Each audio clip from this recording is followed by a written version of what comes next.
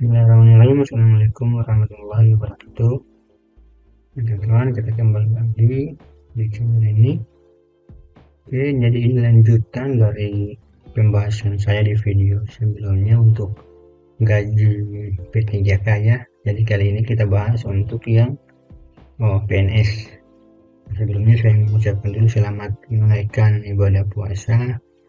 Kemudian untuk teman-teman yang baru menonton video-video saya ataupun baru dapat channel saya, jangan lupa like, komen, subscribe juga untuk terus mendapatkan informasi terbaru seputar ASN maupun nyuruh pertanian.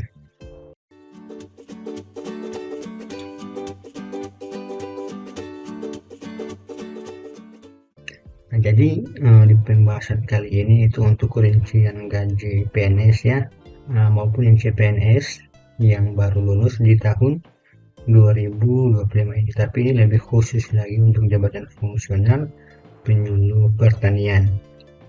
Jadi untuk teman-teman yang jabatan lain silahkan menyesuaikan saja sesuai dengan regulasinya. Jadi sebelumnya saya sudah bahas ini untuk P3K, silahkan teman-teman lihat yang P3K di video saya sebelumnya. Nah sekarang kita bahas yang PNS atau CPNS ya, atau yang 80%. Jadi 80% berarti itu yang CPNS. Nah kita kembali dulu, di sini saya sudah buat untuk rinciannya masing-masing. Yang ini untuk yang PNS ini sudah 100% ya, kemudian ini untuk yang CPNS atau masih 80%. Nah untuk dasar regulasinya di sini untuk gajinya itu masih mengacu di Perpres nomor 10 tahun 2024. Jadi ini kalau tidak yang terbaru yang saya dapat sejauh ini, yang terbaru sesuai dengan perubahan gaji, tambahan gaji sebesar 8% kemarin di awal tahun 2024. Makanya kalau teman-teman lihat di lampirannya ini ada keterangan lama baru ya, jadi ada yang baru ini itu tambahannya di 8%. Jadi ada tambahan gaji kemarin di tahun 2024 itu sebesar 8%. Sebenarnya video ini saya belum buat untuk gaji ini karena menunggu ada tambahan atau kenaikan gaji seperti tahun 2024 itu sebesar 8%. Nah untuk 2025 ini saya masih menunggu apakah nanti ada kenaikan gaji atau tidak, tapi kemungkinan besar mungkin tidak ada lagi karena ya sebagaimana yang kita ketahui adanya efisiensi anggaran ini yang kemungkinan besar juga berdampak pada kenaikan gaji ASN di tahun 2025. Makanya video ini agak lama dibuat karena menunggu momen itu, tapi kemungkinan tidak ada lagi, makanya dibuat saja sesuai dengan regulasi gaji yang lama itu yang di tahun sebelumnya.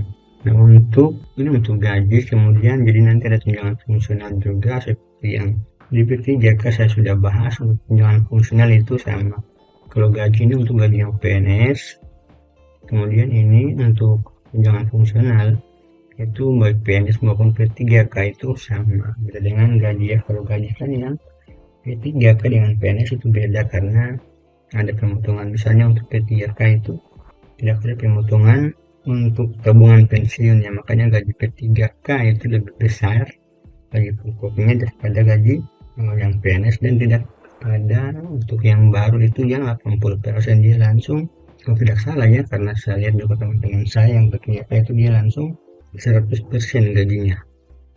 Oke, kita lihat lagi kembali jadi ini untuk dasar regulasinya masih sama teman-teman. Untuk tunjangan fungsional itu dari peraturan presiden nomor 16 tahun 2013 juga tentang tunjangan fungsional di bidang pertanian. Ini kalau teman-teman lihat di regulasinya itu ada jabatan lain juga, ini BUPT, kemudian ini PBT Bengmas Benih Tanaman, ada juga BB Ternak dan lain ke bawah itu.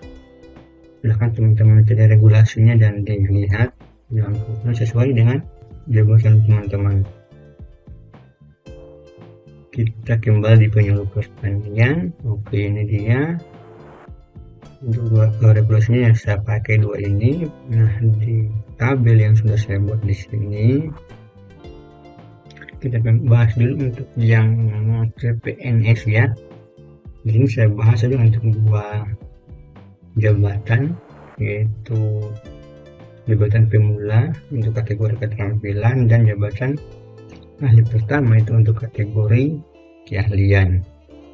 Nah, jadi untuk kategori keterampilan jabatan pemula untuk yang CPNS, nah untuk besaran gaji pokoknya kurang lebih itu 2.184.000, tetapi karena masih CPNS berarti dia itu dibayarkan sebesar 80%. Nah, teman-teman kita lihat misalnya nanti di besaran gajinya ini teman-teman nanti bisa menyesuaikan, sudah ada di sini karena saya sudah rangkum di situ. Ini teman-teman yang lama itu dia masih kena 2.022.200 rupiah, yang baru ini sudah 2.184.000. jadi ini merupakan perubahan dari tambahan 8% di tahun 2024 kemarin. Jadi ini yang saya ambil di tabel ini sudah dinaikkan. Begitu juga dengan yang ahli pertamanya 2,7, ini golongan 2 golongan 3 ahli pertama di sini masa kerja 0 tahun, yang lama 2,5, yang baru itu 2,7. Nah, kurang lebih itu untuk dasarnya. Nah, jadi yang 80% itu kurang lebih sebesar ini teman-teman, yang P3K, yang CPNS golongan 2A ya, jabatan pemula. Kemudian untuk tunjangan fungsionalnya itu 300 ketika sudah diangkat menjadi PNS 100%. Nah, ketika teman-teman itu masih CPNS, nah ini juga berdasarkan pengalaman kita kemarin, itu yang kita dapat itu hanya sebesar 185.000 dari tunjangan fungsional. Nah, ini merupakan nilai sebenarnya untuk tunjangan umum. Jadi karena kita belum dapat SK fungsional atau kita belum 100%, belum diangkat dalam jabatan fungsional, masih CPNS, jadi kita itu dapatnya itu tunjangan umum. Jadi ini semua nanti sama teman-teman. Kalau teman-teman lihat yang teman-teman di jabatan struktural itu sekarang mereka mendapatkan tunjangannya itu sebesar 185.000 karena itu merupakan tunjangan umum. Jadi teman-teman yang CPNS itu dapatnya ini sebesar 185.000 karena belum masuk sebagai PNS. Nah, jadi nanti ketika teman-teman sudah PNS, yang didapat itu sebesar misalnya untuk jabatan pemula 300.000 rupiah. Nah, jadi nanti menyesuaikan lagi untuk jabatannya. Biaya operasional ini belum dapat, saya sudah jelaskan juga di video-video saya sebelumnya. Untuk 2025 saja ini sudah selesai untuk penginputan data penerima BOP tahun 2025. Teman-teman yang lebih jelas lagi bisa nonton video saya sebelumnya yang sudah saya jelaskan siapa saja penerima BOP itu. Kemudian untuk TPP juga ini biasanya belum dapat ya, ini juga berdasarkan pengalaman kita, karena TPP ini jangankan yang CPNS ya, yang sudah PNS aja itu kadang di daerahnya tidak ada TPP. Jadi walaupun sudah PNS justru kalau di daerah tidak ada berarti ya memang tidak ada. Jadi untuk TPP ini kan masing-masing daerah itu berbeda-beda. Ini saya sudah jelaskan juga di video saya sebelumnya. Nah, jadi untuk totalnya itu kurang lebih dapat 1,9 teman-teman, kurang lebih seginilah. Kalau mungkin ada tambahan lain pasti tidak akan jauh dari nilai ini, karena yang didapat itu untuk yang CPNS 80% hanya gaji pokok dan tunjangan fungsional. Tetapi nanti teman-teman juga akan mendapatkan misalnya THR itu pasti dapat, tapi sebesar 80% juga. Kemudian untuk bagi 13 juga itu akan dapat dengan nilai juga sebesar 80% selama masih CPNS. Yaitu untuk yang kategori jabatan pemulanya 2A. Kemudian untuk yang ahli pertama 80% ini kurang lebih gaji pokoknya ini 80%-nya tunjangan fungsionalnya juga sama, masuk ke semua di tunjangan umum.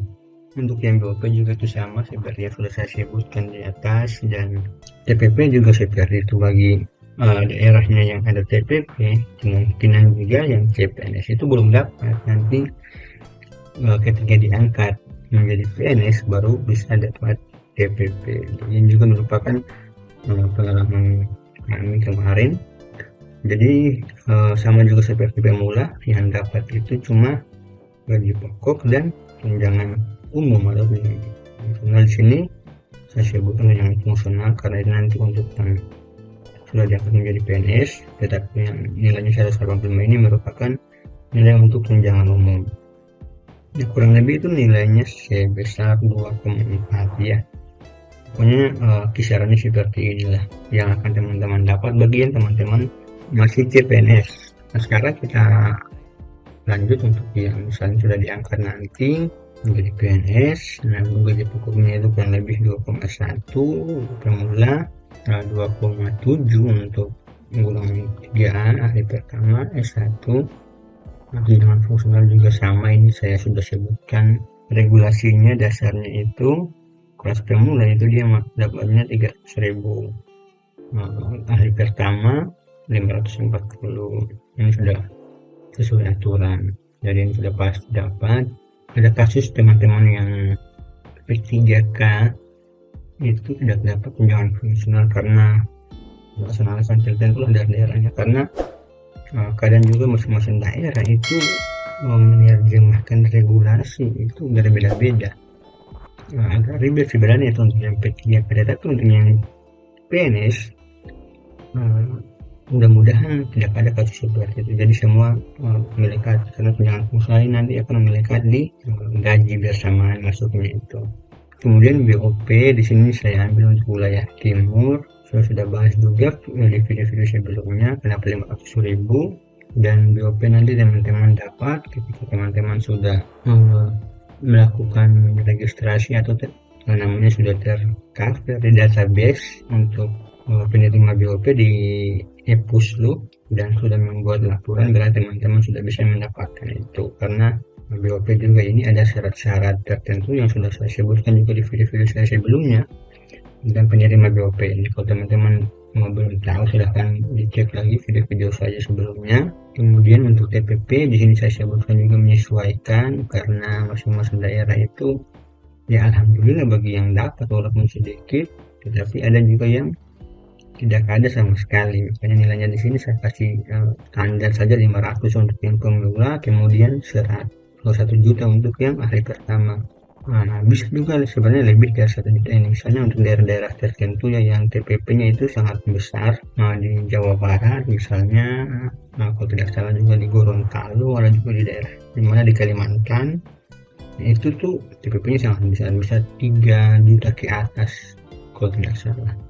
Untuk di tempat saya saja itu di provinsi, kurang lebih ahli pertama itu dapatnya untuk basicnya itu 2,8 untuk basicnya, tetapi untuk realisasinya itu kan TPP dibayar berdasarkan kinerja dan disiplin, otomatis ada penilaian yang dimana kadang tidak mencapai 100%, berarti tidak bisa mendapatkan besarannya itu sebesar nilai basicnya. Kemungkinan itu cuma 93 sampai dengan 95%. Nah, jadi untuk TPP itu memang dia menyesuaikan. Nanti silahkan teman-teman cek saja di daerah masing-masing berapa besarannya. Kalau yang dapat alhamdulillah, kalau yang tidak dapat ya seperti itulah. Jadi untuk ahli pertama Biro Pertanian yang baru itu kurang lebih dari akumulasi gaji pokok, kemudian tunjangan fungsional, BOP dan TPP itu kira-kira sebesar 4,8. Inilah yang sudah pasti teman-teman dapat untuk di gaji pokok ini, itu sudah pasti nilainya di gaji pokok sama tunjangan fungsional.